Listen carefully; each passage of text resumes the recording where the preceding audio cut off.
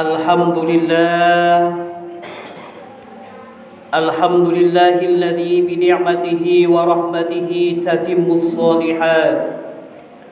أشهد أن لا إله إلا الله وحده لا شريك له شهادة تنجي قائلها في الحياة وبعد الممات.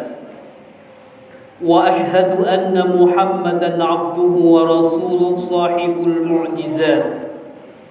اللهم صل على سيدنا ومولانا محمد وعلى آله وأصحابه ومن تبعهم إلى يوم المعاد. أما بعد فيا عباد الله أوصيكم ونفسي بتقوى الله. اتقوا الله ولا تيأسوا من رحمته. Puji syukur kita panjatkan kehadirat yang dengan rahmatnya maka sempurnalah segala kebaikannya. Mari kita bersama-sama memanjatkan puji syukur kehadirat Allah Subhanahu wa Ta'ala, yang mana kita diberikan ma'unah dan inayah oleh Allah Subhanahu wa Ta'ala. Salawat dan salam semoga senantiasa tetap tercurahkan ke Sayyidul Wujud Muhammad sallallahu alaihi wasallam.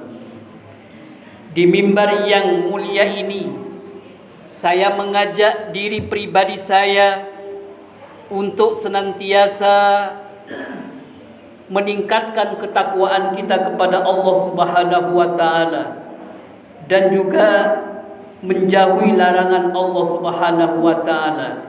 Di antaranya adalah yang sangat-sangat diwanti-wanti, yang sangat-sangat dilarang oleh Allah Subhanahu wa Ta'ala adalah berputus asa dari rahmat Allah Subhanahu wa Ta'ala. Di dalam Al-Quran disebutkan, A'udzu billahi minasyaitonir rajim. Bismillahirrahmanirrahim. Wa la tay'asu min rauhillah. Innahu la yai'asu min rauhillah illal qaumul kafirun. Artinya adalah jangan kalian berputus asa dari rahmat Allah.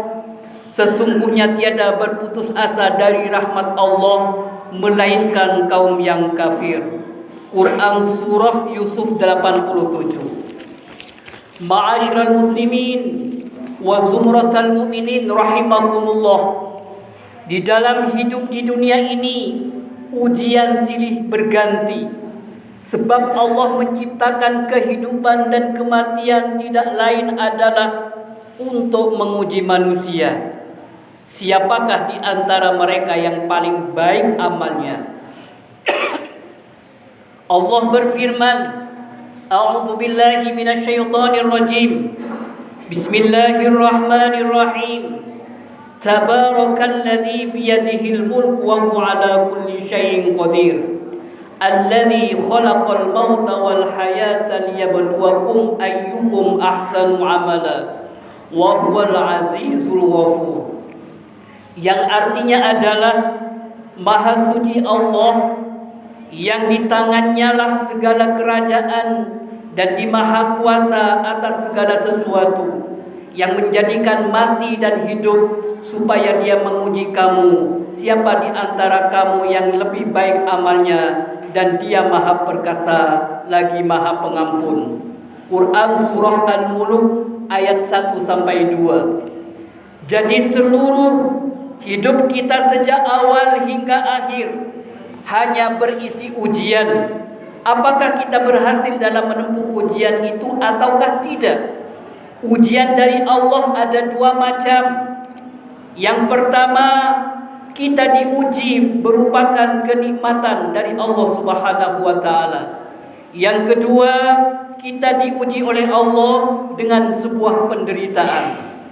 Seseorang diuji dengan kenikmatan agar dia bersyukur, dan dia diuji dengan penderitaan agar dia bersabar.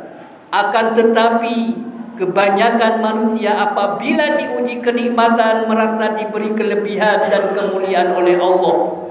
Begitu pula sebaliknya, jika disempitkan rezekinya, diberikan sedikit hutang, merasa dihinakan oleh Allah Subhanahu wa taala. Hal ini disindir oleh Allah Subhanahu wa taala dalam firman-Nya.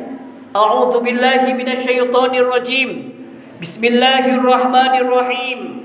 Fa ammal insanu idza mabtalahu rabbuhu fa akraman wa na'amahu fa yaqulu rabbi akraman. Wa imma idza mabtalahu faqadara alaihi rizqahu fayaqulu rabbi ahanan.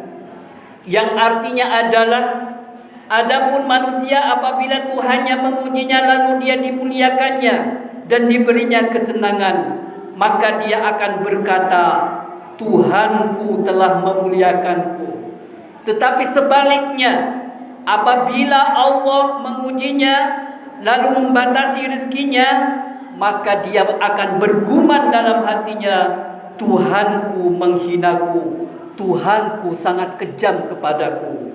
Quran surah Al-Fajr ayat 15 sampai 16. Roda kehidupan ini akan selalu berputar.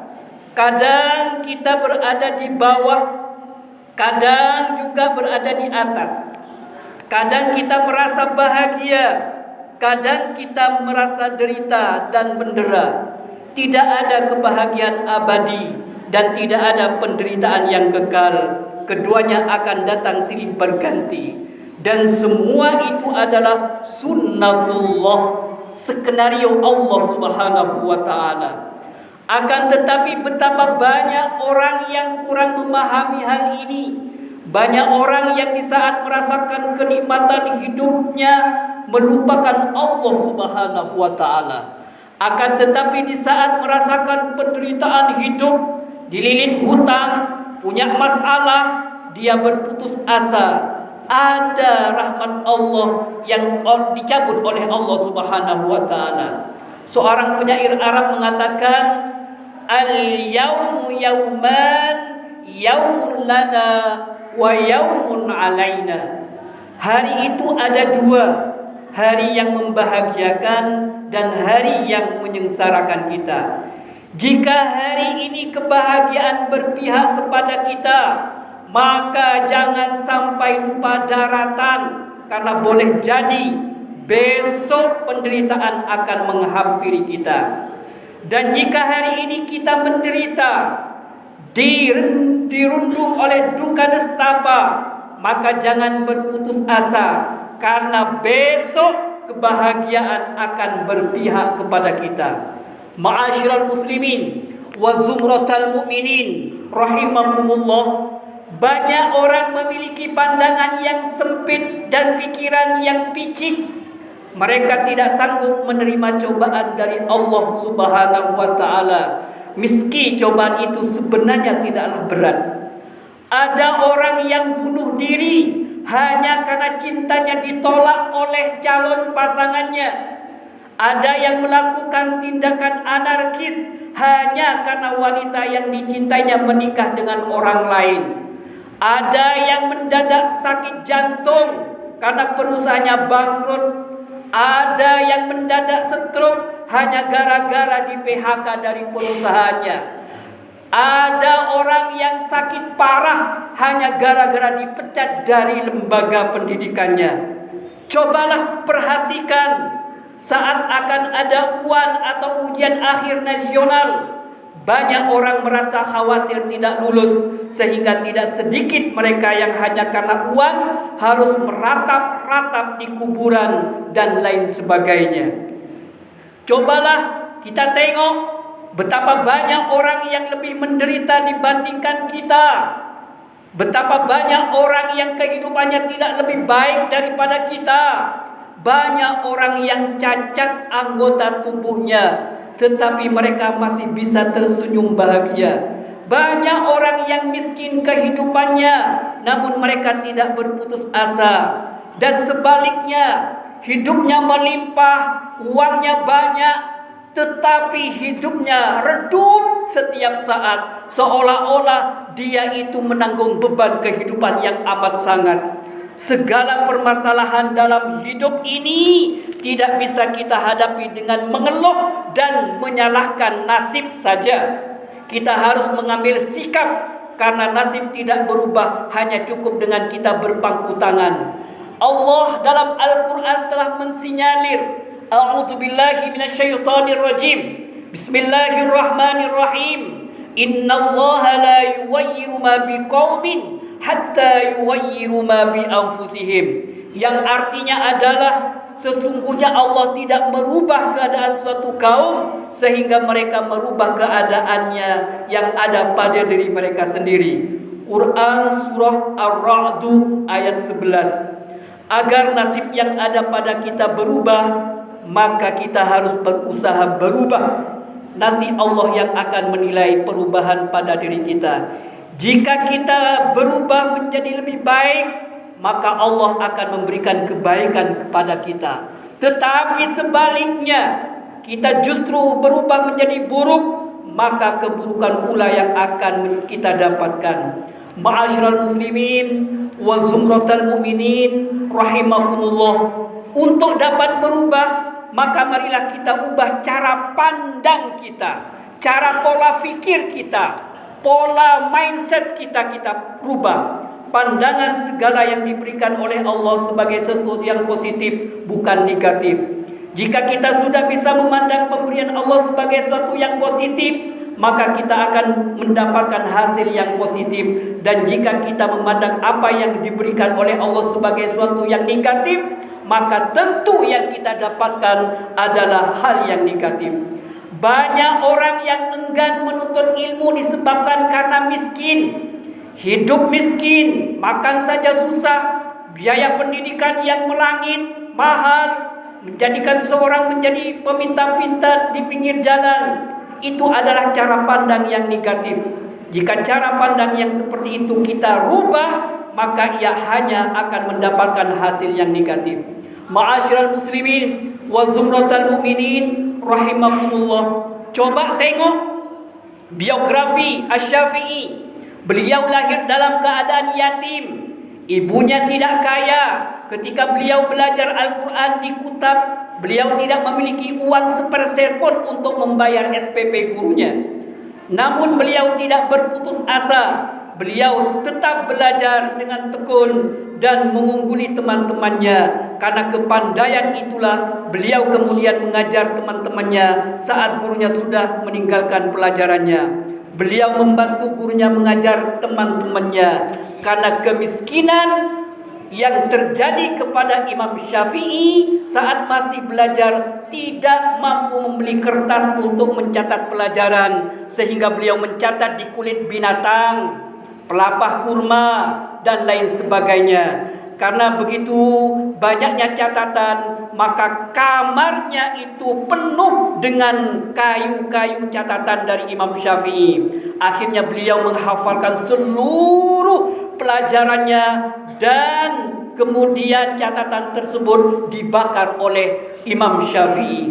Ma'asyiral muslimin wa zumratal mu'minin rahimakumullah. Imam Syafi'i hanya satu contoh di antara sekian banyak tokoh yang berhasil dari pemuda yang tidak meratapi kemiskinannya. Beliau tidak pernah merasa berputus asa, dan karena keteguhan itulah kemudian Allah memberikan banyak kelebihan pada diri beliau. Ma'asyiral muslimin wa zumratal mu'minin rahimakumullah. Seseorang pemenang akan menjadikan segala yang ada dalam dirinya sebagai sebab kesuksesannya, sedangkan pecundang akan menganggap segala keadaan yang ada pada dirinya sebagai alasan untuk kegagalannya. Seorang pemenang sejati tidak akan pernah putus asa dari rahmat Allah. Dan orang yang selalu putus asa dari rahmat Allah, pasti dia akan menjadi pecundang. Mungkin hanya ini yang dapat saya sampaikan dalam khutbah kali ini. Mudah-mudahan bermanfaat bagi kita semuanya. Semoga bermanfaat bagi kita semuanya. Barakallahu li wa lakum fil Qur'anil azim. Wa nafa'ana wa iyyakum bima fihi wa dzikril hakim. Wa taqabbala minni wa minkum tilawatahu. Innahu huwas samiul alim.